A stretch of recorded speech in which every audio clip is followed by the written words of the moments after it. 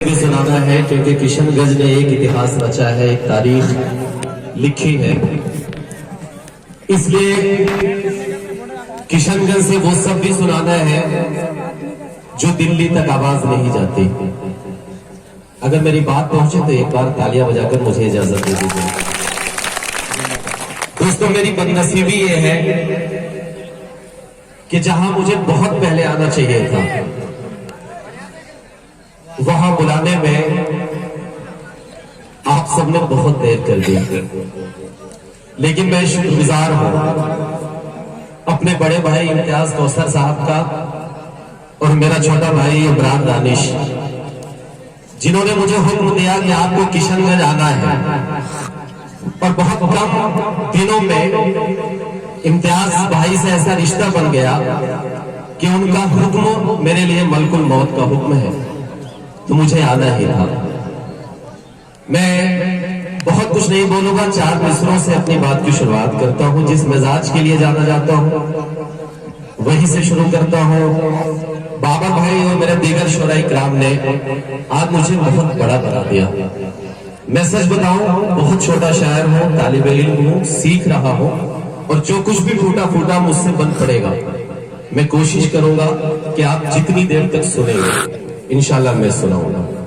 मैं 4 मिसरों से अपनी बात की शुरुआत करता हूँ। इम्तियाज भाई, शहजाद कौसर साहब, सबकी हाजिरी को सलाम करता हूँ। अभी पिछले दिनों बिहार में इलेक्शन हुआ, मेरे बुजुर्ग तशरीफ फरमाए, सभी पढ़े। मैं अपनी जिम्मेदारी को निभाते हुए जो भी सुनाऊंगा, मैं इंशाल्लाह अपनी जिम्मेदारियों को निभाते हुए सुनाऊंगा। अभी पिछले दिनों बिहार में इलेक्शन हुआ, आपने यहां से 5 सीटें निकाली।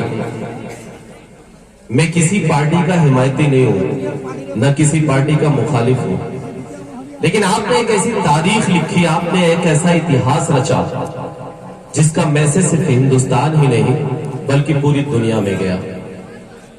लेकिन आपने जो इतिहास रचा उसकी वजह से दिल्ली के कई ऐसे नेताओं की नींदें उड़ गई और उन्होंने एक शिगुफा छोड़ा। शिगुफा ये छोड़ा कि हिंदू और मुसलमानों को लड़ाओ। तब मैं किशनगंज की सरजमीन से एक शेर पढ़ता हूं, सुनिएगा। कि जितना तेरा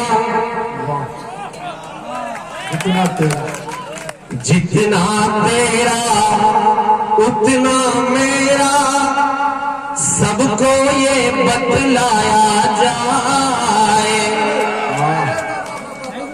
सबको ये बतलाया जाए, आने वाली नस्लों को और नयूं भटकाया जाए, और नयूं भटकाया जाए। जितना तेरा उतना मेरा, सबको ये बतलाया जाए, सबको ये बतलाया जाए, आने वाली नस्लों को और नयूं भटकाया जाए, और नयूं भटकाया जाए। देश में हिंदू मुस्लिम का जो जहर भरोसा करते हैं, ऐसे नेताओं को पहले फांसी पर लटकाया जाए।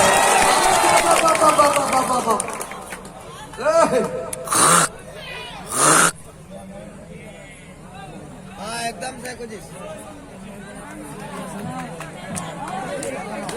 नहीं, असल में हिसाब लेना पड़ता है ना, बगैर हिसाब के तो काम चलेगा नहीं। 1.5-2 घंटे अगर सुनाना है तो माइक और मेरा तालमेल सही होना चाहिए।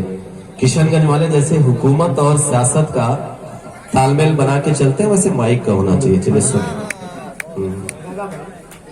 अगर सभी लोग इसी तरह हिसाब करेंगे तो माइक वाले को समझ आ जाएगी इंशाल्लाह। चलिए।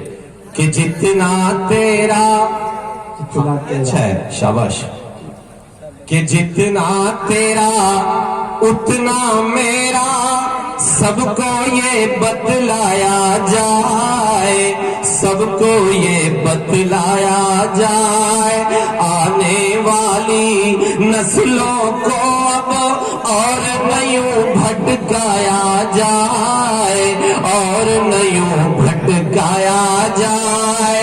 देश में हिंदू मुस्लिम का जो जहर परोसा करते हैं, किशनगंज वालों अब मेरा साथ देना कि जितना तेरा उतना मेरा, सबको ये बतलाया जाए, सबको ये बतलाया जाए।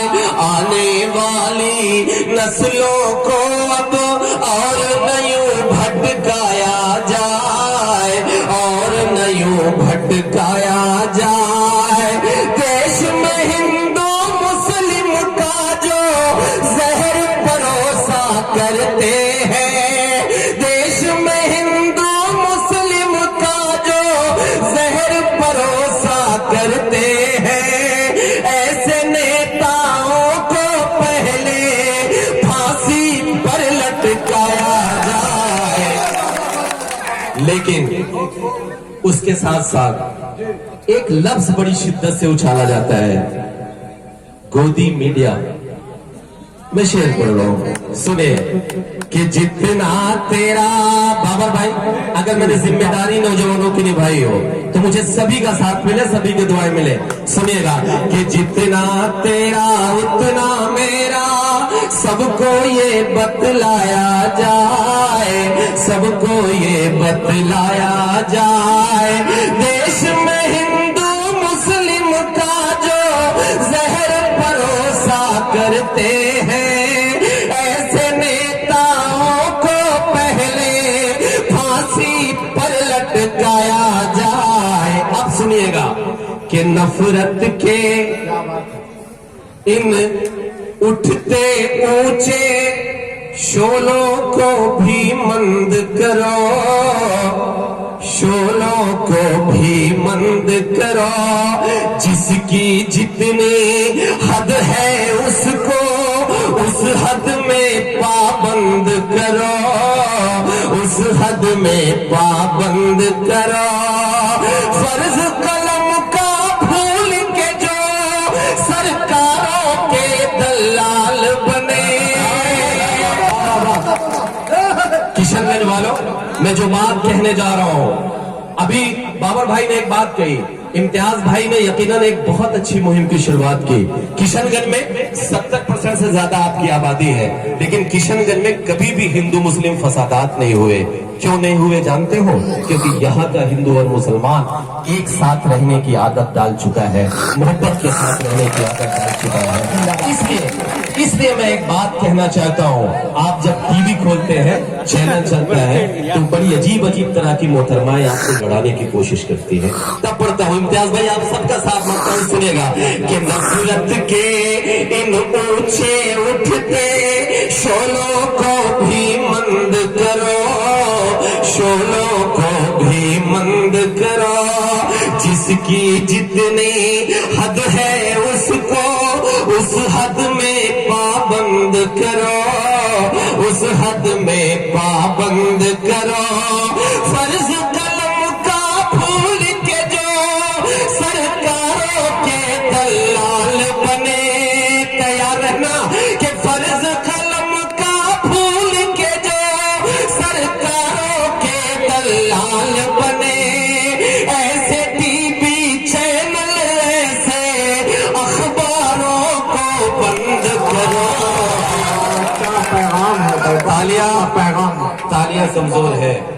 ये बीच के मेरे जो बुजुर्ग बैठे हुए, मेरे नौजवान साथी बैठे हुए हैं, सच बताओ, मैं बिल्कुल सच बात कह रहा हूँ कि कल रात 9 बजे से मैंने सफर शुरू किया है और पूरी रात नहीं सोया हूँ। अगर आप थोड़ी सी तालियां वालियां बजा देंगे तो हमें भी लगेगा कि किशनगंज भले मुझे देर से बुलाया गया, लेकिन सही वक्त पे बुलाया गया। एक बार मुझे महसूस कराइए।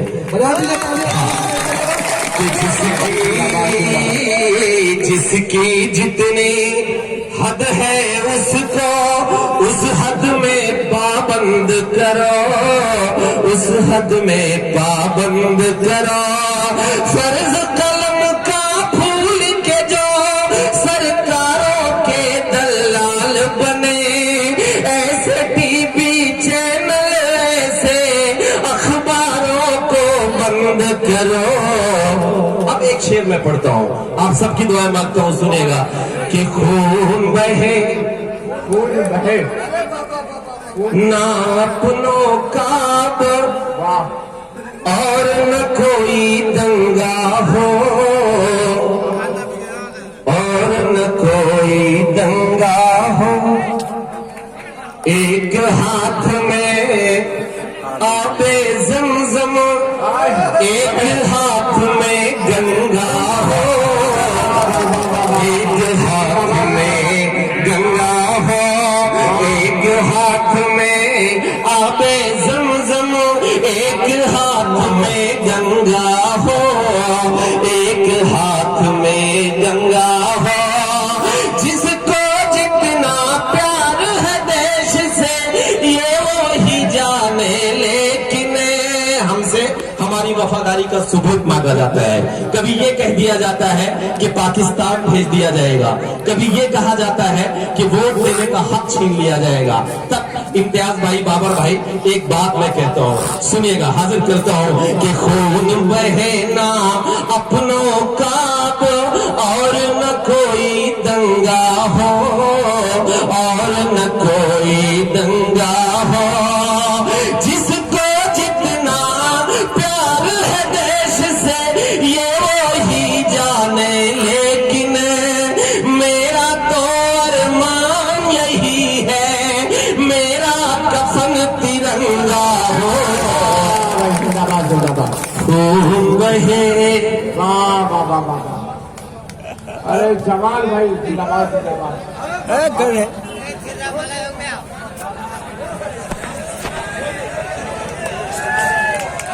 चले, ये मालाओं का यकीनन ये आपकी मोहब्बतें हैं, इसमें सिलसिला थोड़ा सा रोक दीजिए और मुझे ज्यादा से ज्यादा वक्त मेरे भाइयों को, मेरे नौजवानों को, मेरे बुजुर्गों को देने दीजिए। बहुत कुछ सुनाना है, कई नज़में सुनानी है, तो इसलिए मैं जल्दी मैं आगे बढ़ता हूँ, आप सबको सुनाता हूँ। सुने कि खून बहे ना, भैया भाई बैठ जाइए, मेरी दुकान चल रही है तो आपको क्यों तकलीफ हो रही है? अच्छा, ये हिंदुस्तानी आदमी की आदत है कि किसी की दुकान चलती हुई नहीं देख सकते। चलिए भैया, जिनको निकलना है जल्दी से निकल जाए,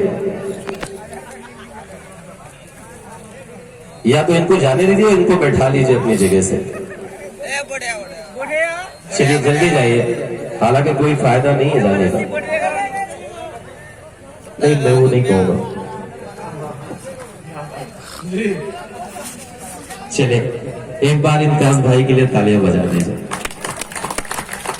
सुने कि खून बहे ना अपनों का और न कोई दंगा हो, और न कोई दंगा हो। एक हाथ में आबे ज़मज़म, एक हाथ में गंगा हो, एक हाथ में गंगा हो। जिसको जितना प्यार है देश से ये ही जाने, लेकिन मेरा तो अरमान यही है, मेरा कफन तिरंगा हो। चार मिसरे मैं पढ़ना चाहता हूँ, जिसके लिए मैं किशनगंज आया हूँ। मेरे बुजुर्गों, मेरे नौजवानों, हमसे हमारी वफादारी का सबूत मांगा जाता है। मेरा एक मलाल है, अगर मीडिया के साथी मेरे बैठे हुए सोशल मीडिया के, तो मेरे इस शेर को वहां तक पहुंचाए जहां तक मैं पहुंचाना चाहता हूँ। सुनेगा कि अपने घर में अपनों से हम हर पल ताने सहते हैं, हर पल ताने सहते हैं। जख्म रफो करते हैं अपने और हम जिंदा रहते हैं, और हम जिंदा रहते हैं। जख्म रफो करते हैं अपने और हम जिंदा रहते हैं, और हम जिंदा रहते हैं। हमसे ज्यादा प्यार वतन से कौन करेगा ये बोलो। किशनगंज वालों, मैं अगली बात जो कहने जा रहा हूँ, 70 सालों का वो दर्द मैं पढ़ने जा रहा हूँ जो अपने बुजुर्गों के माथों पर देखता हूँ। तब आपकी दुआ मांगता हूँ, सुनिएगा कि अपने घर में अपनों से हम हर पल ताने सहते हैं, हर पल ताने सहते हैं, जख्म रफो करते हैं अपने और हम जिंदा रहते हैं, और हम जिंदा रहते हैं। हमसे ज्यादा प्यार वतन का कौन करेगा ये बोलो, करके तयम्मुम इस मिट्टी से हम तो नमाजें पढ़ते हैं। बहुत खूब, जिंदाबाद जिंदाबाद। अरे बाबा बाबा बाबा जी, ये तयम्मुम का जवाब नहीं है मैं माशाअल्लाह। तब तक ये शेर पढ़ता रहूंगा जब तक इस महफिल में बैठा हुआ एक एक शख्स मुझे दुआएं नहीं देगा। मैं बिल्कुल नहीं कहूंगा कि आप तालियां बजाएं, क्योंकि आप ताली बजाने वाले लोग नहीं हैं, लेकिन एक बार मुझे तालियां बजाकर ही दुआएं दे दीजिए। मेरे बुजुर्ग हैं, मेरे बड़े हैं, तो यकीनन मुझे अच्छा लगेगा। फिर मैं पढ़ता हूँ, सुनिएगा कि अपने घर में अपनों से हम हर पल ताने सहते हैं, हर पल ताने सहते हैं, जख्म रफो करते हैं अपने और हम जिंदा रहते हैं, और हम जिंदा रहते हैं। हमसे ज्यादा प्यार वतन से कौन करेगा ये बोलो, करके तयम्मुम इस मिट्टी से हम तो नमाजें पढ़ते हैं अपने घर में। बहुत बहुत शुक्रिया। कि कल की शाही, कल की शाही न सूखी थी अखबार की। आयशा पढ़ रहा हूं, सुनिए कि कल की शाही न सूखी थी अखबार की, आ गई एक खबर फिर बलात्कार की। आए है कल की शाही न सूखी थी अखबार की, आ गई एक खबर फिर बलात्कार की। इज्जतें लुट रही है यहाँ रोज अब, इज्जतें लुट रही है यहाँ रोज अब। ईद किस रोज टूटेगी सरकार की, नींद किस रोज टूटेगी सरकार की। लेकिन सरकार एक चीज में बिजी है। किस चीज में? मैं वो पढ़ रहा हूं, सुनिए कि धर्म के नाम पर, धर्म के नाम पर, चाय के नाम पर, चाय का जवाब नहीं।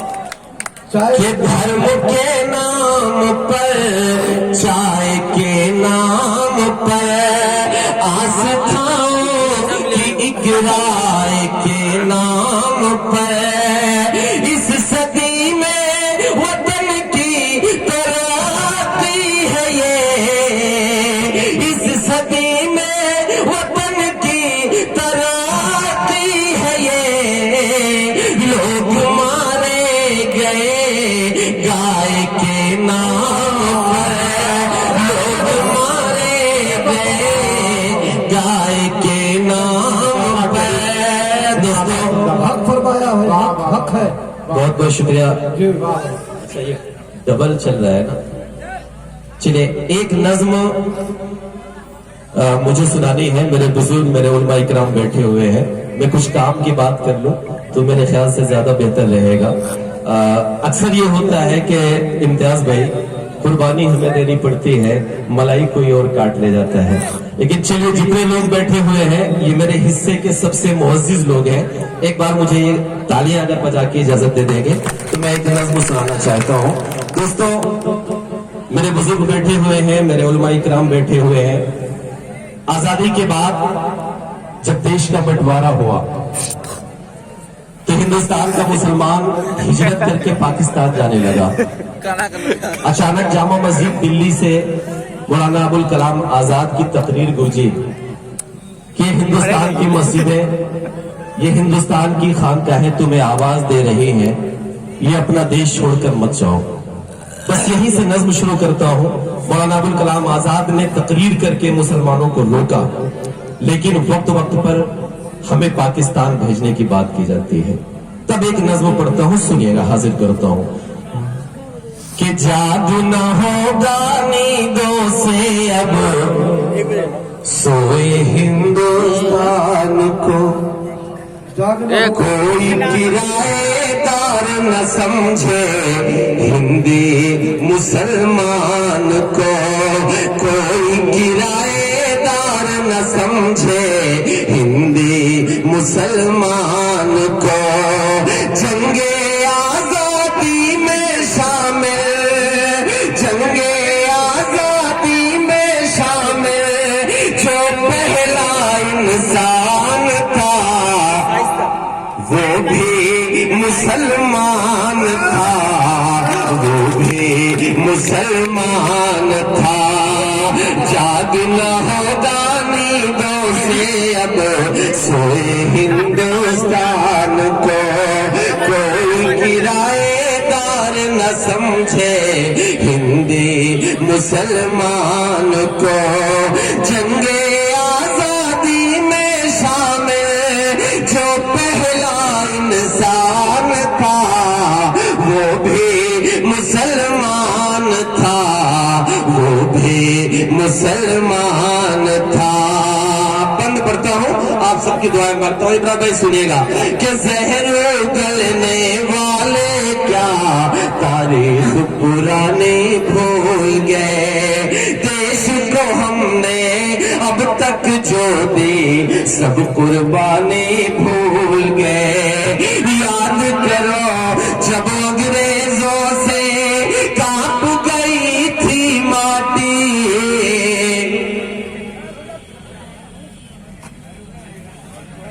चलिए अगर ये सिलसिला बंद हो जाए आने जाने का, मैं समझ ही नहीं पा रहा हूं कि मैं इससे बेहतर क्या सुनाऊं। सुनने के मूड में है आप सब तो बताइए फिर तालियां बजा के, लेकिन ये बीच में उठने का सिलसिला मत करिए। यकीनन देखिए मैं समझ सकता हूं, हो सकता है मैं आपको पसंद ना आ रहा हूं, ऐसी बात नहीं, हो सकता है, लेकिन अगर नहीं भी पसंद आ रहा हो तो 5 मिनट मुझे झेल लीजिए, है ना। तो चलिए एक बार तालियां बजा के मुझे बता दीजिए कि जादू न होगा नींदों से अब सोए हिंदुस्तान को, कि जहर उगलने वाले क्या तारीख पुरानी भूल गए। मुल्क को हमने अब तक जो दी सब कुर्बानी भूल गए। याद करो जब अंग्रेजों से कांप गई थी माटी, याद करो जब अंग्रेजों से कांप गई थी माटी, तब हैदर के लाल ने तन्हा सबकी नींद उड़ा दे। कुर्बा हो गया मुल्क की खातिर, कुर्बा हो गया मुल्क की खातिर, वो टीपू सुल्तान था, वो भी मुसलमान था, वो भी मुसलमान था, वो भी मुसलमान था, वो भी मुसलमान था। दोस्तों बहुत बहुत शुक्रिया। वो गरीबी, वो गरीबी, जुल्म सितम, तानाशाही अब हावी है, तानाशाही अब हावी है। सहमा हर मंजर सबका दामन दागी है, सबका दामन दागी है। हिंदू मुस्लिम सिख ईसाई सबका सपना कहाँ गया, हिंदू मुस्लिम सिख ईसाई सबका सपना कहाँ गया।